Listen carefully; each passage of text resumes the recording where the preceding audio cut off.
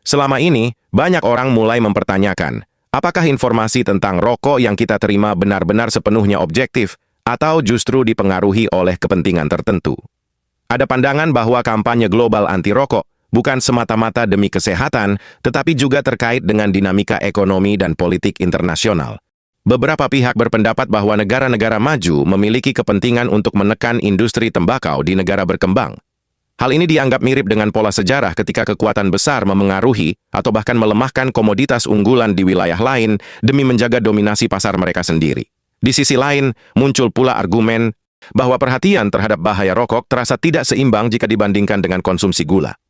Ada klaim bahwa gula berkontribusi besar terhadap berbagai penyakit seperti diabetes, obesitas, dan penyakit jantung, bahkan disebut-sebut dampaknya bisa lebih luas dibandingkan tembakau. Namun, regulasi terhadap gula sering dianggap tidak seketat rokok, sehingga memunculkan pertanyaan tentang konsistensi kebijakan kesehatan global. Selain itu, banyak orang mengandalkan pengalaman pribadi sebagai pembenaran. Tidak jarang kita melihat individu yang merokok sejak muda hingga usia lanjut tetap terlihat sehat dan panjang umur. Fenomena ini kemudian digunakan sebagai dasar untuk meragukan generalisasi bahwa merokok selalu berujung pada penyakit serius. Semua hal ini membentuk sebuah narasi alternatif, bahwa isu rokok mungkin tidak sesederhana, baik atau buruk, melainkan berada di persimpangan antara kesehatan, ekonomi, dan kepentingan global. Kita simak narasi tentang 10 manfaat rokok yang sengaja disembunyikan, dan video ini saya ambil dari channel YouTube Crash. 10 manfaat di balik rokok bagi kesehatan.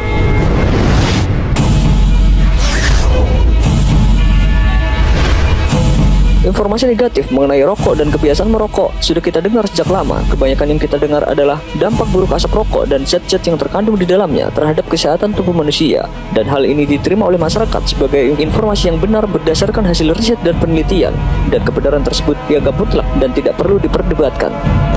Tapi tidak demikian halnya dengan para peneliti atau ilmuwan. Mereka terus mengadakan penelitian seputar dampak rokok dan merokok bagi kesehatan dengan berangkat dari dasar pemikiran yang netral. Mereka mencoba menggali adakah zat-zat yang terdapat di dalam sebatang rokok untuk kesehatan manusia yang selama ini sudah diberi stigma negatif secara luas.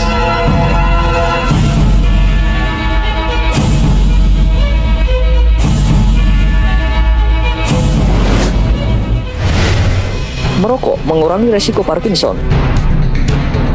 Banyak bukti yang menunjukkan bahwa rokok melawan penyakit Parkinson. Sebuah penelitian terbaru menambah kuat bukti sebelumnya yang melaporkan bahwa rokok dapat mengurangi manusia dari penyakit Parkinson. Secara khusus, penelitian baru tersebut menunjukkan hubungan temporal antara kebiasaan merokok dan berkurangnya resiko penyakit Parkinson. Artinya, efek perlindungan terhadap Parkinson berkurang setelah perokok menghentikan kebiasaan merokoknya. Studi lain mengenai pengaruh positif merokok terhadap Parkinson disease adalah sebuah penelitian terhadap 113 pasangan kembar laki-laki. Tim peneliti yang dipimpin Dr. Tyler terus melihat perbedaan yang signifikan ketika dosis dihitung sampai 10 atau 20 tahun sebelum diagnosis. Mereka menyimpulkan bahwa temuan ini menyangkal pernyataan bahwa orang merokok cenderung memiliki Parkinson disease. Masih banyak penelitian yang lainnya mengenai kebiasaan merokok yang berguna melawan Parkinson. Merokok lebih kuat dan cepat sembuh dari serangan jantung dan stroke. Penelitian besar menunjukkan manfaat lain merokok, yakni terhadap restenosis atau penyempitan pembuluh darah yang menyebabkan aliran darah menjadi terbatas, seperti pembuluh darah ke jantung atau ke otak. Merokok memiliki kesempatan yang lebih baik untuk bertahan hidup dan penyembuhan yang lebih cepat. Penelitian lain menyebutkan karbon monoksida dapat mengurangi serangan jantung dan stroke. Karbon monoksida merupakan produk sampingan dari asap tembakau. Sebuah laporan menunjukkan tingkat sangat rendah dari karbon monoksida dapat membantu para korban serangan jantung dan stroke. Karbon monoksida menghambat pembekuan darah sehingga melarutkan gumpalan berbahaya di pembuluh arteri. Para peneliti memfokuskan pada kemiripan yang dekat antara karbon monoksida dengan oksida nitrat yang menjaga pembuluh darah tetap melebar dan mencegah penumpukan sel darah putih. Baru-baru ini, oksida nitrat telah digantikan statusnya dari polutan udara biasa menjadi penghubung fisiologis terpenting kedua secara internal. Oleh karena itu, tidak akan mengherankan kalau karbon monoksida secara paradoks dapat menyelamatkan paru-paru dari cedera akibat penyumbatan pembuluh darah ke jantung. Merokok mengurangi risiko penyakit susut gusi yang parah. Dulu disebutkan bahwa tembakau adalah akar semua permasalahan penyakit gigi dan mulut. Padahal, sebuah studi menunjukkan bahwa sebenarnya perokok beresiko lebih rendah terhadap penyakit gusi.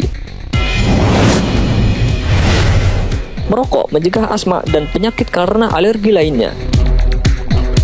Sejumlah studi dari 2 generasi penduduk Swedia menunjukkan dalam analisis multivariasi, beberapa anak dari para ibu yang merokok, sedikitnya 15 batang sehari, cenderung memiliki peluang yang lebih rendah untuk menderita alergi rinokonjungtivitis, asma alergi, eksim atopik, dan alergi makanan dibandingkan dengan anak-anak dari para ibu yang tidak pernah merokok. Anak-anak dari ayah yang merokok, sedikitnya 15 batang rokok sehari, memiliki kecenderungan yang sama. Nikotin membunuh kuman penyebab tuberkulosis. Seorang peneliti dari University of Central Florida menyatakan, suatu hari nikotin mungkin menjadi alternatif yang mengejutkan sebagai obat TBC yang susah diobati. Ditambah lagi, pernyataan dari Saleh Nasir, seorang profesor mikrobiologi dan biologi molekuler di UFC. Senyawa ini menghentikan pertumbuhan kuman TBC dalam sebuah tes laboratorium, bahkan bila digunakan dalam jumlah kecil saja. Kebanyakan ilmuwan setuju bahwa nikotin adalah zat yang menyebabkan orang menjadi kecanduan rokok. Merokok mencegah kanker kulit yang langka. Seorang peneliti pada National Cancer Institute berpendapat bahwa merokok dapat mencegah pengembangan kanker kulit yang menimpa terutama orang tua di Mediterania, di wilayah Italia Selatan, Yunani, dan Israel. Bukan berarti merokok disarankan untuk populasi itu. Namun, yang penting adalah merokok tembakau dapat membantu untuk mencegah kanker yang langka bentuk. Dan ini adalah sebuah pengakuan dari peneliti di National Cancer Institute bahwa ada manfaat dari rokok. Merokok mengurangi risiko terkena kanker payudara.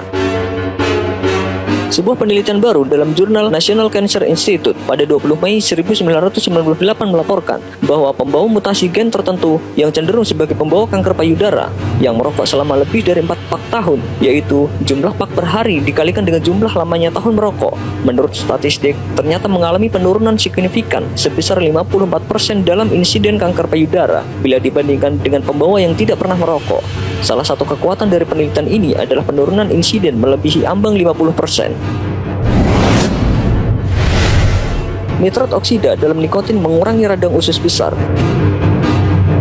Nikotin mengurangi aktivitas otot melingkar, terutama melalui pelepasan nitrat oksida dalam kasus ulceratif colitis atau radang usus. Temuan ini dapat menjelaskan beberapa terapi manfaat dari nikotin dan merokok terhadap ulceratif colitis dan dapat menjelaskan mengenai disfungsi penggerak kolon pada penyakit aktif.